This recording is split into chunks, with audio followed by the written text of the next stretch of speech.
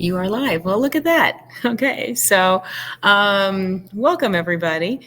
This is Antoinette with Soaring to Source, and I'm very excited because today I'm actually streaming to two different places live, to my Facebook group as well as to LinkedIn. So welcome everybody, and hopefully this works fine, but if not, we'll figure it out.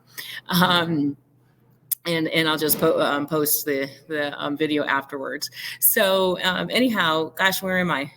This is a different place again. I'm actually at Deep Space again. We have tons of Christmas parties going on. It's so much fun. And but this time I'm I'm actually on the DJ stand. I'm on the stage on the DJ stand in the event center. We actually have the game rooms being prepared as well as where I usually am at, as well as our lounge is being prepared for a party. So hopefully it doesn't get too loud for us here.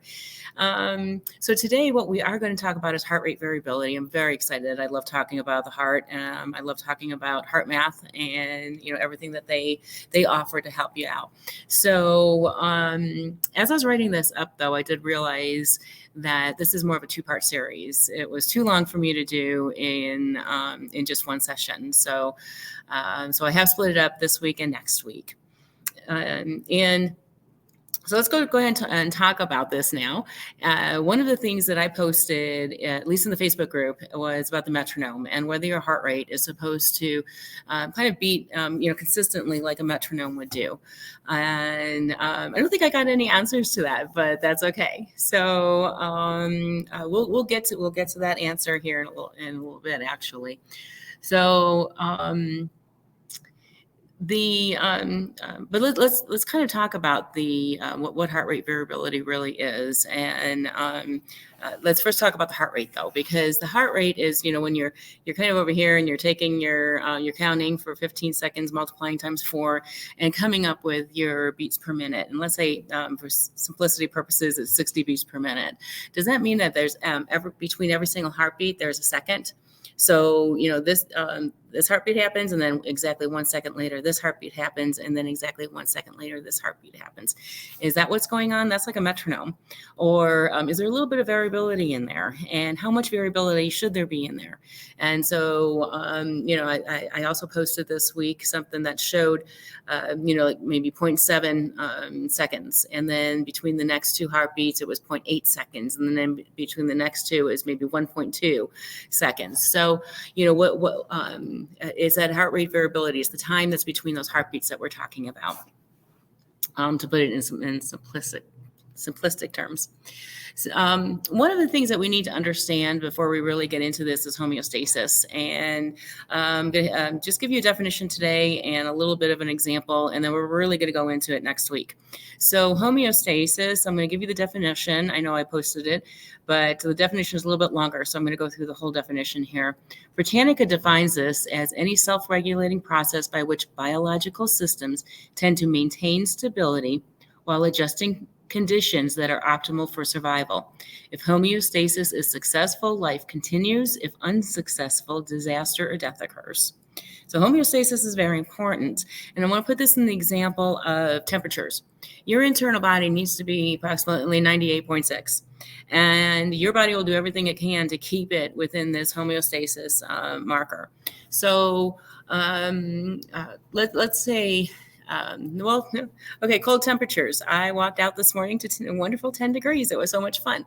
Now, if I walked out like this, in this light suede jacket and this little, oh my gosh, I would have froze, right? Probably within 15 minutes or 10 minutes, maybe I would have gotten frostbite, and who knows what would have happened.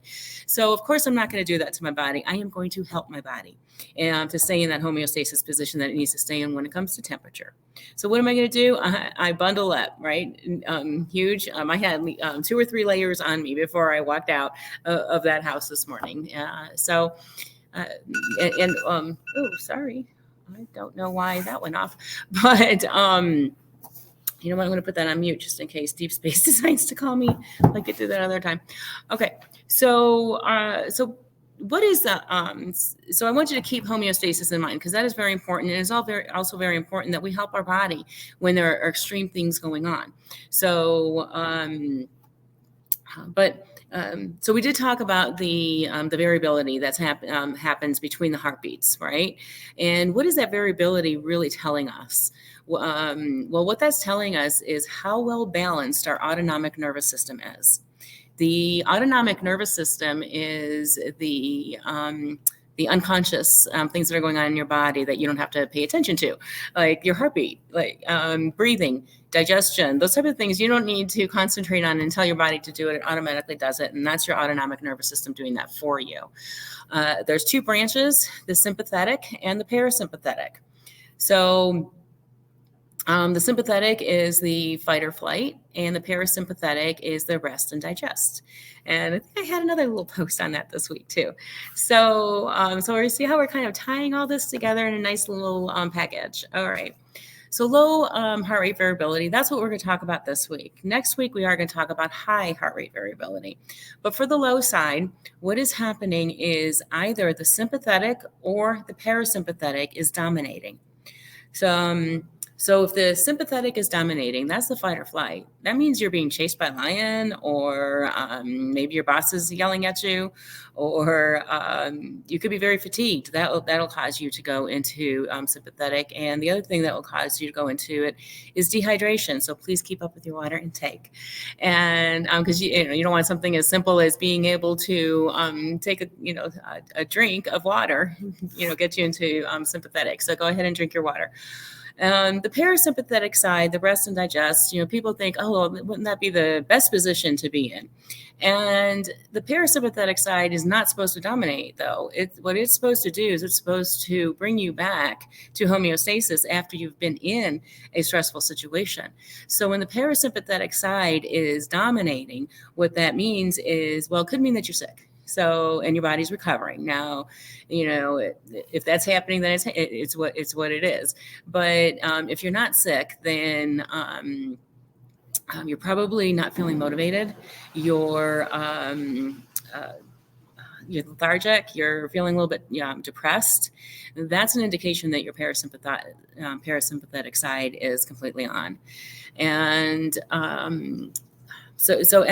there was a training that I did a few weeks back where we talked about self-awareness and resilience. And we talked about how HeartMath talks about your battery being full. If you want to learn about it, it is in one of the guides on my Facebook group, in the Heart Guide.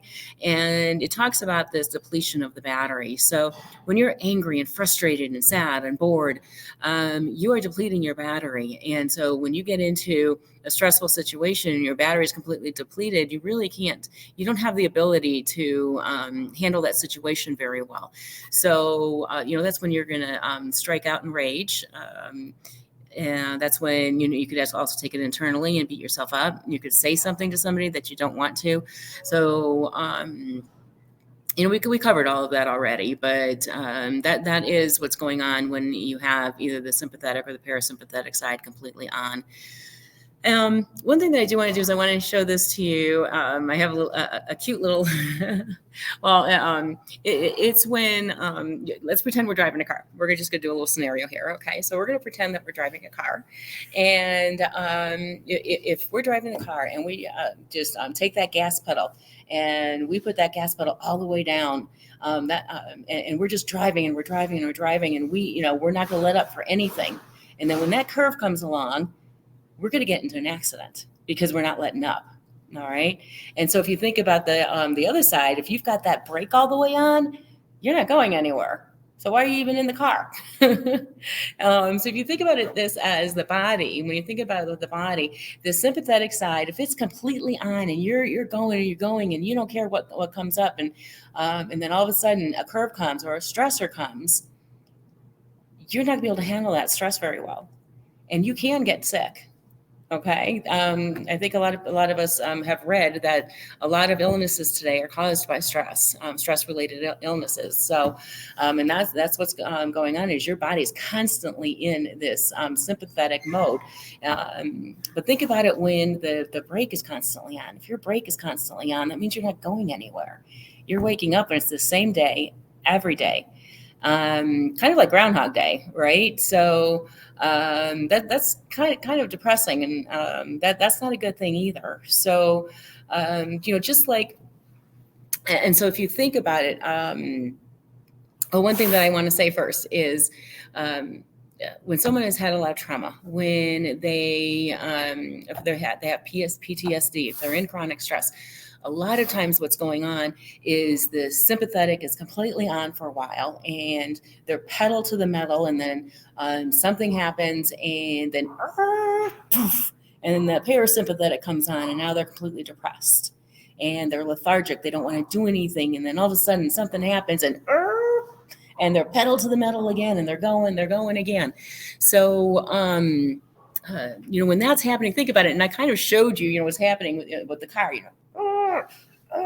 Well, that's pretty hard on your car. And guess what? It's really, really hard on your body when you're doing that to your body, that sympathetic and that parasympathetic.